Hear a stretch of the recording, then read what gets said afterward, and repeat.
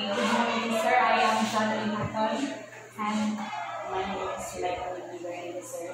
So we are the students of Bohol Northern Star College, taking up Bachelor of Secondary Education, major in English. So we are here to conduct interviews. The following questions. So the first question, sir, is what are the mechanisms or strategies that the school takes to create linkages and harmonious relationship with parents, guardians, and other stakeholders? Well, in the school, it was always practice that every quarter, the school would call a parent-teacher conference.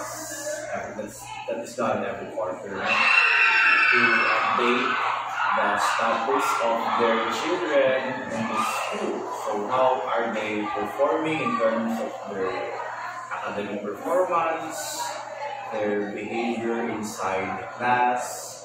So the advisors and the subject teachers would have the chance to communicate with their parents about the status of their children in the school. Not only during the quarterly meetings, they can also send letters or they do home visitations if the case is really needed, or those students who are really having a problem with their academics. Okay, and also on the community linkages, well, the barangay and the LGU would like to have the schools to participate on their activities where they would invite dental personnel or the teachers or the students to participate in their programs. For example, pre-planning activities, fiesta activities where they would like to ask participation from them because it's a two-way support. The LG will support the school, and in the meantime, the school will also participate. It's a way of giving back to the LG or to the barangay for the support that they are giving in the school. Okay. The second question, sir, is how teachers establish and promote professional links with their college? Okay. Well, there are a lot of practices done at that where they practice linkages with other professionals. For example, in the school level, well, the school is always conducting the INSET trainings, in school service trainings for teachers. It's done twice every school year. It's the mid-year INSET and the school year end INSET. So in that sense, we practice that in a way that we deliver instructions, share common practices, what the school is about, how the school is performing, and what are the latest trends or latest issues that needs to get addressed during the INSET training programs. And also, we have also LAC sessions, which is done by the same group of teachers handling the same subjects, for example, mathematics, English, LAC sessions.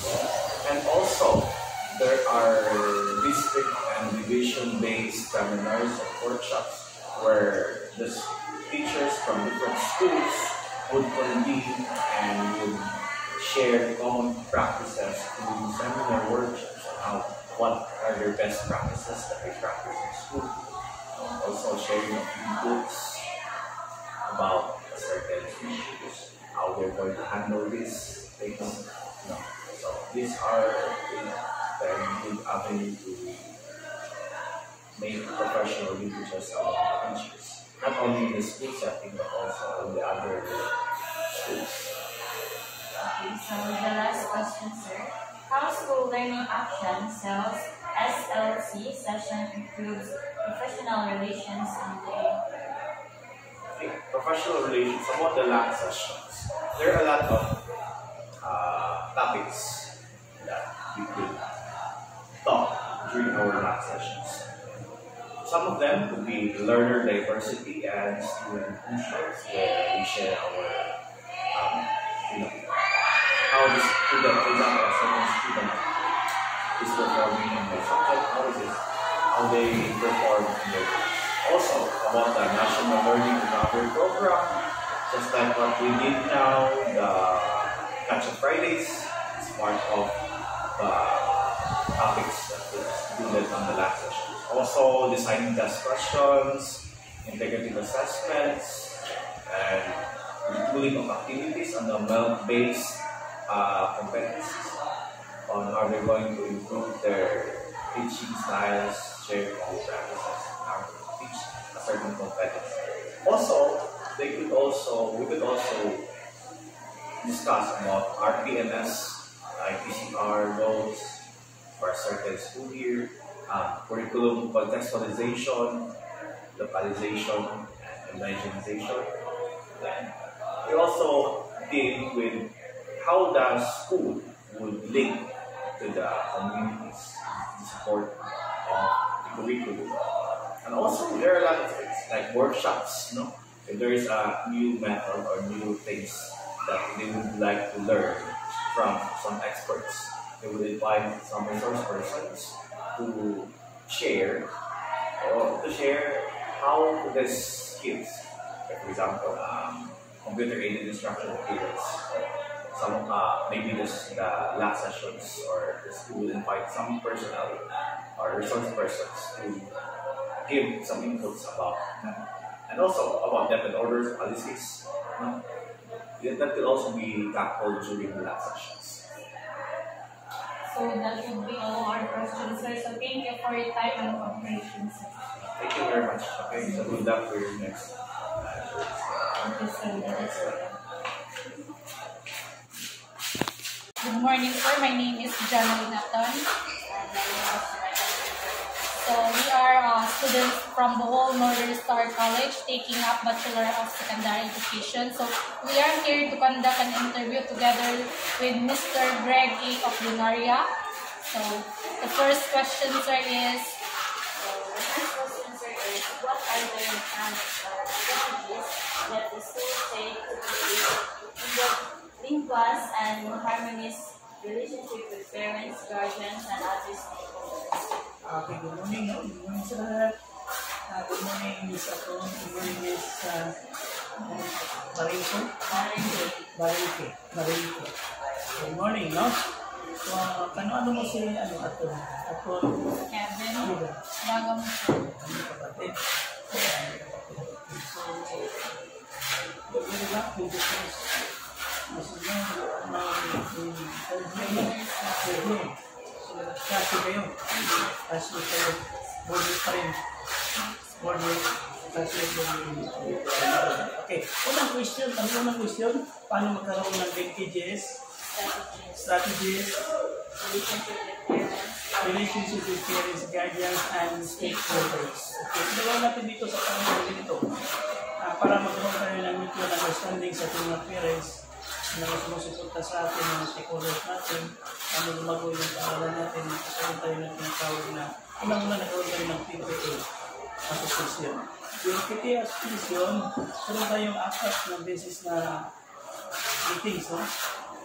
Quarterly. So, isang taon, yung apat na beses. Dahil yan, meron magkakaroon tayo ng face-to-face conversation with our parents. Kasi meron nag-survive dyan ng homeroom, classroom, PTA. Bukod doon sa general PTA. So, ang una doon yung general PTA, tapos yung classroom PTA. So, sa mga meeting na yan, nakakausap natin yung mga parents para sa kanilang mga anak, kung ano ang kalagayan sa kanilang mga anak. Tapos noon, dito tayong mga tinatawag na stakeholders support system sa ating paralan. Kung saan, nangihingi tayo ng mga tulong sa ibang NGO natin para sumusuporta dito sa para pagpalago sa ating paralan, maintenance, lahat ng mga kailangan ng paralan. Bukod doon sa inuwi natin sa DepEd. Kasi hindi naman kaya sa DepEd, lahat na ang gastusin sa paralan ay kukunin mo sa DepEd funds. Hindi tayo pinatawag na stakeholder funds. Isa na noon, hindi tayo pinatawag na alumni. Dahil na sa alumni, nakaroon tayo ng gym. Natin gym, no? Siguro sa buong district 1 naman, ito yung pinakamalaki. Living sa buong mobile, district 1 to 1. Kung matinisin dyan, diba? Medyo malaki no. So dahil doon, meron tayong tinatawag na mutual understanding with our parents, with our stakeholders, and of course, the community around the school. The neighboring backgrounds. Pangalawa, meron tayong tinatawag na faculty and school governance organization. Kung saan ang kasali ko lahat ng mga organisasyon dito sa ating barangay. Kagaya ng sambahan, sa Farmers Association, lahat ng mga businessmen association. Mga dayo dito. Ano tayo ng mga activities sa kanila. Kung may pangailangan sila, may pangailangan ng paralan, pag-pray ng meeting, meeting din tayo kasabay ng PTA applications. Kaya ano po yung mga pinag-iwa? Nagkaroon tayo ng understanding sa kanila. Siyempre, strong relationships sa kanila. Ano ba? So, number 2, all teachers establish and promote professional links with the police. Tungkol doon, ano natin ginagawa yung mga professional engagement services natin ng guro, kung ito ginagawa natin, meron tayong mga programa sa panalan, yung tawag na school programs, yung tinatawag na yung tawag na orientation appointments party. Sa appointments party, may mga bagong kasama na guro, bagong mag-aaral din. Doon na po-promote natin yung ginatawag na introductory to our students to one another. Dahil yan, nakausap natin yung mga teachers, lahat, mga problema. Tapos, meron tayong mga iba't ibang mga program sa school na yung principal, nanawagan, napaskulahan, dapat sumisali. May mga sayawan, mga role-playing, kasama tayo kasi isang paralan, isang faculty tayo, sa mga buhay. Pagkatapos, meron tayo yung tinatawag na outside games, mga paligsahan doon sa tinatawag na academic games, sinunod athletic games, hindi na yung tinatawag na technical games yung games. Masali tayo kung saan abot tayo ng ibang lugar, iba't pang district, nagkaroon tayo ng mga bagong mga kaibigan, mga bagong kinamahan na teachers. Karoon din, nakapalitan ng mga laya, mga strategy, tungkol sa nagkaroon tayo nagtatawag na mutual linkages, professional centers. Saka nag-aaral din iba, mag-master ng doctoral, nagkaroon tayo ng professional work. Yun siguro. The last question is, how school learning actual sessions improve professional relationships? Yung tinatawag na NAC session, yung Learning Action Cell, bawat subject dito, subject area, pero tinatawag na subject coordinator. Ang subject coordinator natin, yun ang responsible na magpapatawag ng Learning Action Cell sa mga kasamahan doon, sa mga membro sa curriculum area. Bawa sa akin, kaya nila ako. Lahat ng mga pili, ako yung coordinator, napapatawag ko buwan-buwan kasi yung mandated yun. Dapat buwan-buwan nila yung Learning Action Cell para masumpayan, matigyan ng solusyon kung mga problema, kung mga natitiban sa pagtuturo, kung mga problema doon sa mga bata, ano mga gawin, lalo-lalo na yung mga rest, yung mga sabon ng mga bata, yung papunta na sa dropping area, dropping roster, sa mga estudyante. Kung magkaroon tayo ng gano'n, pinag-usapan kung mga solusyon. Tapos pangalawa, yung problema din ng teachers, paano natin integrate yung iba ang curriculum sa ating area, sa tele area.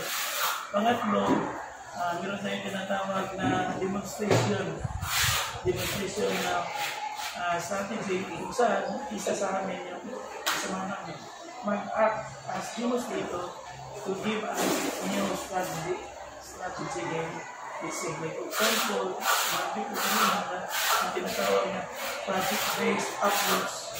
Nilagay ko sa isang teaser siya mag-research kung paano namin gagawin yun kasi more or less sa PA, kailangan yung tinatawag na practical kung saan nakasintro namin yung tinatawag na project-based approach. Paano namin i-deliver sa mga para magkaroon sila ng idea at mabigyan ng tinatawag na lifetime lifetime learning period sa kanilang buhay. Kasi pag mabigyan mo yung bata ng tinatawag ng kondisyon, bigyan mo sila ng pagkaroon na mag-explore sa kanyang skills, paggamit niya sa kanyang araw-araw na buhay. Sa akin dito, motive. Kung mabigyan ko sila ng basic condition dito, kasi tinatawag ng basic kasi ang pinaka-pick nito ay nasa industrial na. Sa akin na dito, mabigyan sila kung paano natin gagawin yung automotive. Bigay lahat. Tapos doon, yun ang pasok ko sa project-based approach. Ang dami pa mga strategy na ginagawa namin dito. At bawat section namin dito, binibigyan namin dito. Pag-iisang strategy kung paano niya bibigyan sa amin. So, malaking tulong yung tinatawag na learning actions yun sa amin. Kasi ito, aling na-solution na ang lahat ng mga pagkakas.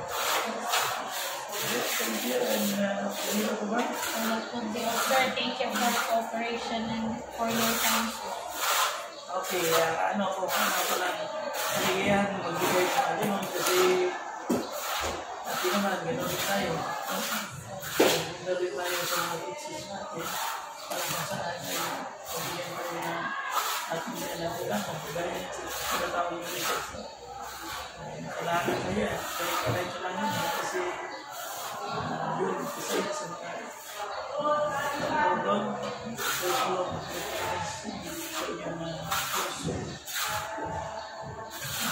Thank you, sir. So, thank you. Good morning, Ma'am Jessica Boy. We are from the Whole Northern Star College third year education students. So we are here to conduct an interview with you. So the first question, ma'am, what are the mechanisms or strategies that the school takes to create linkages and harmonious relationships with parents, guardian, and other stakeholders? So, one of the mechanisms are teachers and parents together with students work together and we create a strong support system that could be benefits to students' academic progress and overall building bridges between teachers and parents and foster positive relationship and enhance the educational experiences for everyone. So, number 2 question, ma'am. How teachers establish and promote professional links with their colleagues?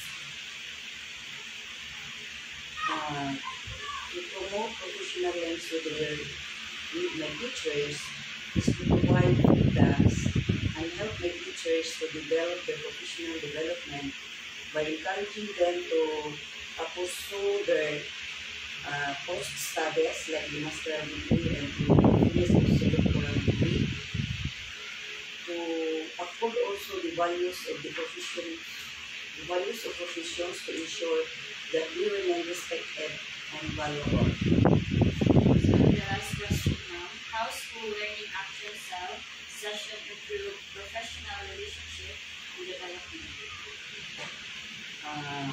Lab sessions are very important. Lab session could help also the teachers to improve the professional relationship because during the lab session, the teachers can hear their problems and problems also to relate it to their work, and on that conference we can help one another to solve the problem issues based on their personal problems and the problems also related to their work. Thank you, ma'am, for your time. Okay. Thank you very much also for coming.